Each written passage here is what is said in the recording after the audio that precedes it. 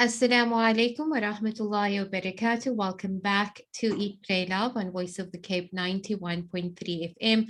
We are still with Brother Basel Agbaria all the way in Palestine as we spend our time this afternoon really unpacking the Palestinian situation in understanding why and how we can get involved in making sure that their liberation is secured in this lifetime.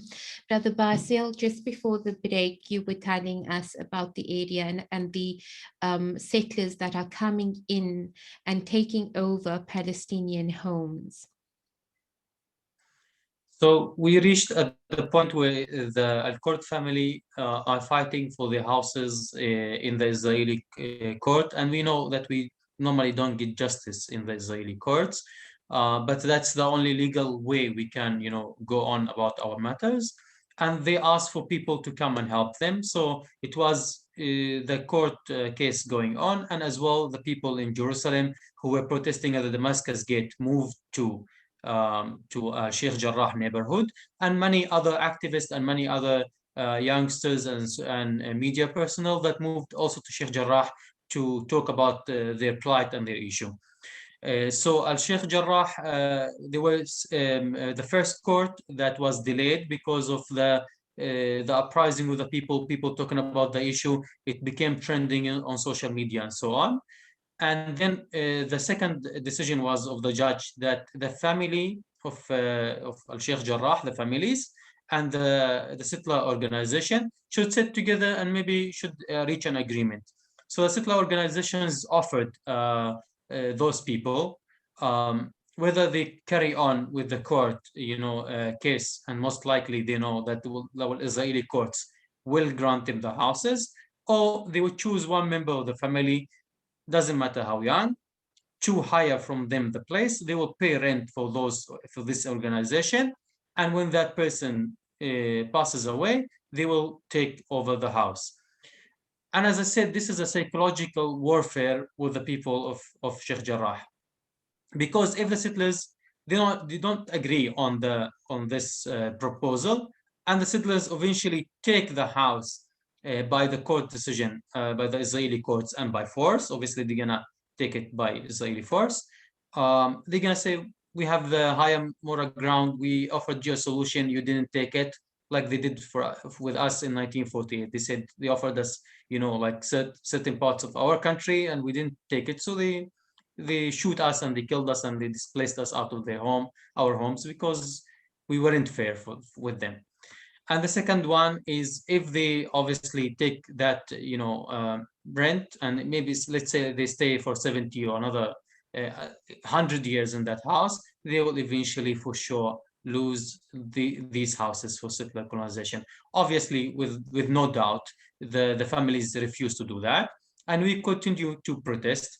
And when the bigger decision of the Israeli courts was about to be decided, they saw that obviously the issue of Sheikh Jarrah was, going all over the world, and they decide, let's delay it for another 2 and another 3 weeks, and so they will kind of absorb the anger of the people in here and around the world, so the people will forget about the issue, and eventually, when people forget, the court will decide that those people should be thrown out of their houses and be homeless in the streets. We're talking about 8 full families. We're talking about, each family might have like from 10 to 15 members. So it's a big, damage for those families. Abdullah, And sorry, Mark, but yes. so sorry to cut you. Just to understand, so in this eviction process or this wanting to shift people out of their homes, there's not even alternate housing offered or anything. It's just that they've got to be ejected from their homes. Yeah, there's no compensation or whatsoever. These people will be thrown out in the street and they have to manage by themselves. And funny enough, that the house of Al-Ghawi that the settlers took is taken care of. So when Al-Ghawi family took the house across them, they let the settlers in. So what they're doing right now, even, they're not letting the people that want to, support those families to enter into the neighborhood. So the neighborhood now looks like a military base. From the two sides, checkpoints, filled with soldiers, with guns, you know, and it's the same tactics we talk about. And this is where you see apartheid. And I want the whole world really to announce the Israeli occupation as an apartheid state. And this is what happens. On these checkpoints, we stand there, the people of Jerusalem, the Palestinians, you know, the people from the 1940 areas, people from around the world, the media personnel, they stand there, they're trying to get into the neighborhood, no one is allowed in. You know, the certain people from Jerusalem know the ins and outs of the neighborhood. They will sneak in sometimes to keep to support them. Because across the families, they settle a house, and when the settlers walk in, and right now the settlers are walking into the house that they stole in that neighborhoods with guns, with heavy guns, and they're going in and out of the neighborhood freely, and no Arab is allowed to enter into the neighborhood. So that's clear apartheid is practiced against us in front of the world. You know, the cameras, they you know, is showing everything. And whenever they see that the certain event is being filmed or taken, you know, a video or a photo in, or you know, in front of the world, they'll start using the tear gas bombs and the rubber bullets and the same, you know, scaring tactics that they use every time. The people of Jerusalem in Ramadan, they start making iftar. Yes, ask. I just The people of can't. Jerusalem in Ramadan. Yes, ask me. Yes, sorry, Marv. I can't wrap my I mind know. around how the settlers are coming, how there is a comfort of some sorts to walk into somebody else's home and just take over.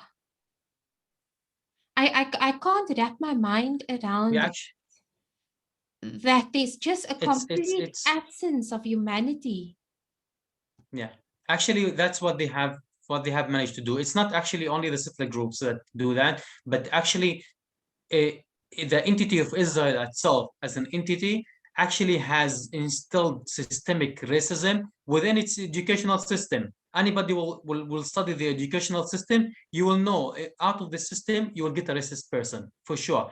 So they actually have managed to dehumanize every Palestinian person.